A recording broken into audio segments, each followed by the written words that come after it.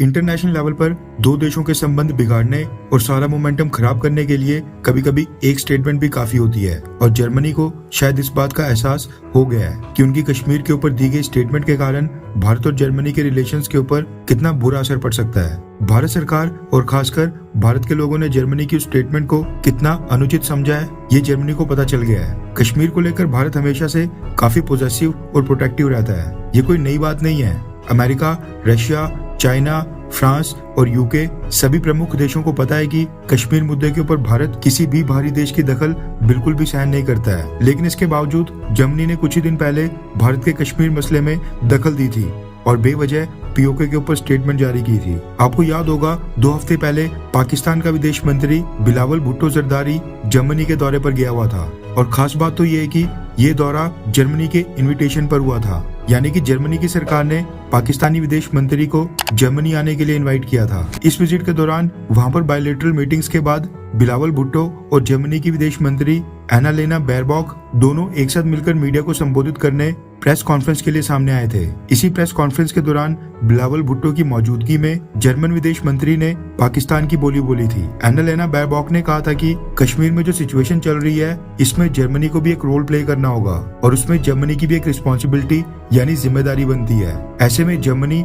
कश्मीर में एक peaceful solution यानी शांतिपूर्ण समाधान निकालने के लिए यूनाइटेड नेशंस यानी संयुक्त राष्ट्र की भागीदारी का पुरजोर तरीके से समर्थन करता है। यानी जर्मनी के मुताबिक ये मसला यूनाइटेड नेशंस के योगदान से सुलझेगा और यूनाइटेड नेशन को इसमें बढ़ चढ़कर सामने आना चाहिए। शायद जर्मन विदेश मंत्री एनालेना बेयरबॉक पाकिस्तानी विदेश मंत्री बिलावल भुट्टो के साथ मीटिंग की एक्साइटमेंट में उनके अपने खुद के देश जर्मनी का कश्मीर के ऊपर ऑफिशियल स्टैंड किया है वही भूल गई थी, जिसके बाद अब जर्मन एम्बेसडर ने अपने विदेश मंत्री की स्टेटमेंट को खारिज करते हुए साफ किया है कि कश्मीर के ऊपर उनकी नीति पुराने वाली ही है और उसमें कोई भी बदलाव नहीं किया गया है। जर्मनी ये भारत को आश्वासन देता है। रेफरेंस के लिए आपकी स्क्रीन के ऊपर द हिंदू के अभी कुछ ही घंटे पहले के आर्टिकल का स्क्रीनशॉट है, जिसके मुताबिक जर्मनी के भारत में जो एम्बेसडर हैं उनका कहना है कि कश्मीर के ऊपर जर्मनी का ऑफिशियल स्टैंड यानी जो जर्मनी की ऑफिशियल पोजीशन है वो बिल्कुल भी चेंज नहीं हुई है। प्रेस ट्रस्ट ऑफ इंडिया को दिए इंटरव्यू में जर्मन एम्बेसडर फिलिप एक्करमैन ने एक स्टेटमेंट जारी की है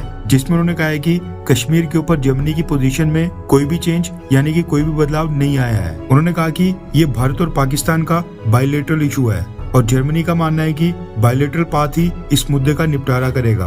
पड़ोसी देशों के आपस में बात करने से ही ये मुद्दा सुलझेगा, यानी भारत और पाकिस्तान आपस में बात करके ये मुद्दा सुलझा सकते हैं। फिलिप एक्करमैन ने कहा कि हमने कश्मीर के ऊपर अपनी पॉलिसी बिल्कुल नहीं बदली है और हम अपनी पुरानी पोजीशन से स्टिक कर रहे हैं, यानी आज भी पहले वाली पोजीशन के ऊपर ही खड़े हैं। जर्मन एम्बेसडर के मुताबिक भारत को घबराने की बिल्कुल जरूरत नहीं है। पिछले कुछ ही दिनों में ये दूसरी बार है जब जर्मनी ने इस इशू के ऊपर सफाई पेश की हो। साफ पता चल रहा है कि जर्मन एम्बेसडर यहाँ पर डैमेज कंट्रोल करने की लगातार कोशिशें कर रहे हैं, लेकिन जर्मनी को इस चीज का ध्यान रखना चाहिए कि पाकिस्तान हमेशा ही कोशिश करता है कि कश्मीर मसले के अंदर और भी देश दखल दें। ऐसे में अगर जर्मनी पाकिस्तान के विदेश मंत्री को अपने देश में आने के लिए आमंत्रित कर रहा है तो उनके खुद के विदेश मंत्री को भी कश्मीर के ऊपर अपने देश का ऑफिशियल स्टैंड याद रखना चाहिए। जर्मनी के कुछ दिन पहले अमेरिका के एम्बेसडर ने भी पीओके का दौरा किया था और पीओके को आजाद कश्मीर कहकर संबोधित किया था। ऐसे में आपको क्या लगता है कि क्या जर्मनी की विदेश मंत्री की जो कश्मीर के ऊपर स्टेटमेंट आई थी क्या वो जानबूझकर पाकिस्तान के पक्ष में दी गई स्टेटमेंट थी, हाँ या फिर ना? नीचे कमेंट करके अपनी राय जरूर बताएं।